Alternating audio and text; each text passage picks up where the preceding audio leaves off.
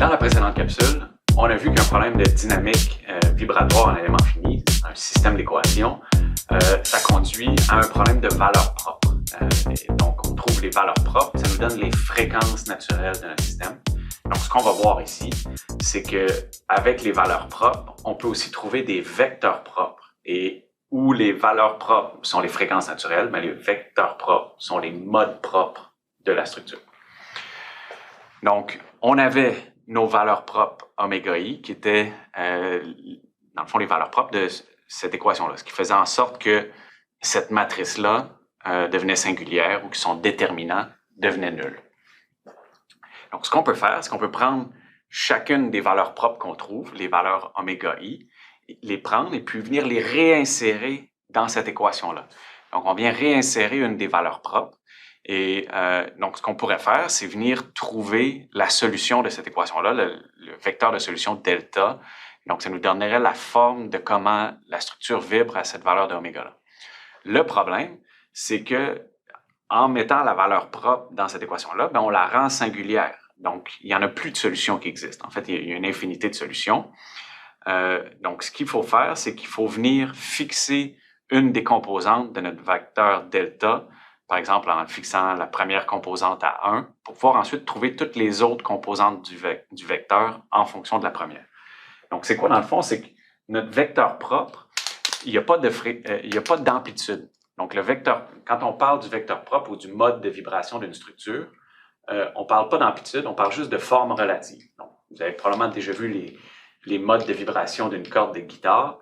Donc, si on a une corde de guitare qui vibre, ben le mode fondamental de la corde de guitare ressemble à ça, mais il ressemble aussi à ça, il ressemble aussi à ça, il ressemble aussi à ça.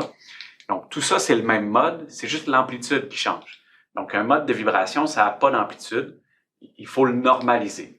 Donc, dans ce cas-ci, ce qu'on vient faire pour le trouver, c'est qu'on va fixer une des composantes, la première, par exemple, à 1, et puis on va trouver les autres valeurs en fonction de la première.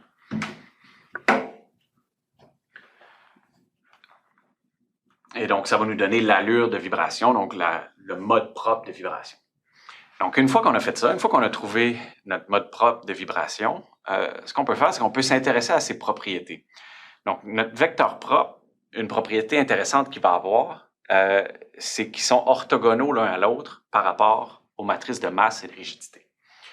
Donc, si on reprend l'équation qu'on avait précédemment, K moins oméga carré M fois les delta est égal à 0, dans le cas où on est venu substituer une fréquence propre, une valeur de oméga i, ben, on va avoir le delta i, qui est le vecteur propre qui correspond à cette valeur propre-là ici, oméga i. Donc, on peut le faire ça une fois, puis on peut le faire une deuxième fois, la même équation, pareil, c'est juste qu'on vient changer notre indice. Au lieu d'utiliser des i, on utilise des j. Donc, on vient sélectionner, au lieu de la première fréquence propre, on vient sélectionner la troisième fréquence propre avec le troisième mode propre qui lui correspond, comme ça ici. Et donc, avant d'aller plus loin, ce qu'on peut voir mathématiquement, c'est que comme nos matrices de rigidité et de masse sont symétriques, ben, si on multiplie un vecteur transposé fois k fois un autre vecteur, ben ça, en fait, ça va être pareil. On peut interchanger les indices ici. Donc, on peut avoir delta i transposé fois k fois delta j. Puisque nos matrices de rigidité et de masse sont symétriques, ben c'est la même chose que delta j transposé k fois delta i. Donc ça, c'est tout simplement une propriété d'algèbre linéaire. C'est juste parce que nos matrices K sont symétriques.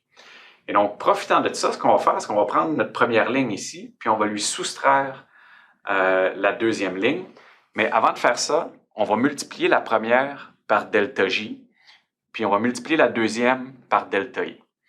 Donc, on se retrouve avec delta J, K fois delta I, avec le oméga I ici, puis delta I, K fois delta J, etc. Et donc là, on va prendre cette première ligne-là et on va lui soustraire la deuxième.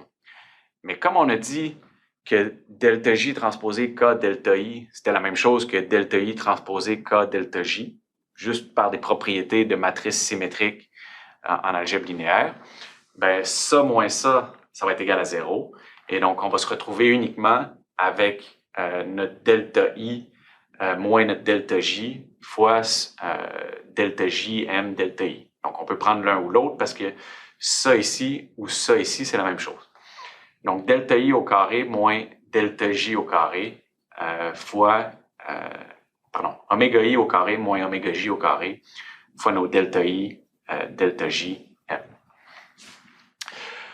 Donc, dans le premier cas qu'on peut considérer, si on dit que on choisit deux fois la même fréquence propre, donc on va avoir oméga 1 par exemple moins oméga 1, ben c'est deux fois, on soustrait la même valeur l'une à l'autre, donc effectivement ça c'est égal à 0. Donc ça vient remplir notre équation. Par contre, dans un cas où on vient sélectionner deux fréquences propres, donc oméga 1 avec oméga 5 par exemple, ben, elles ne seront pas égales. Et donc, ça, c'est pas égal à 0. Et donc, il va falloir que ça ici, ça soit égal à 0. Et donc, c'est ça qu'on entend par des vecteurs propres qui sont orthogonaux les uns aux autres.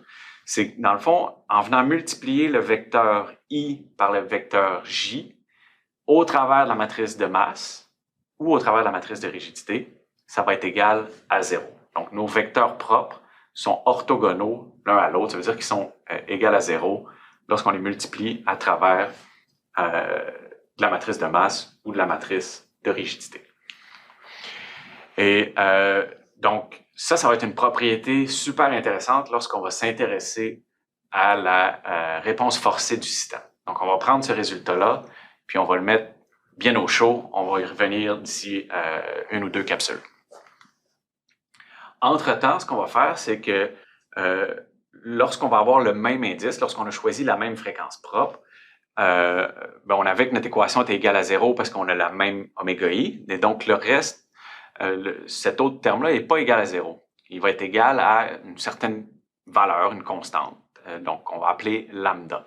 Donc si on prend le vecteur propre I, puis on le multiplie à lui-même au travers de la matrice de masse, donc on a le même indice I ici, mais ça va être égal à une certaine constante qu'on a appelée lambda.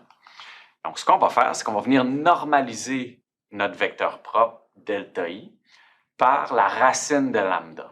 Et donc, pourquoi est-ce qu'on va faire ça? Bien, c'est que notre nouveau vecteur propre normalisé, delta I tilde, avec la petite vague dessus, bien, lorsqu'on va le multiplier à lui-même au travers de la matrice de masse, bien, au lieu d'être égal à lambda comme ici, il va être égal à 1. Et donc, ça va être un peu plus propre. Donc, c'est normalisé.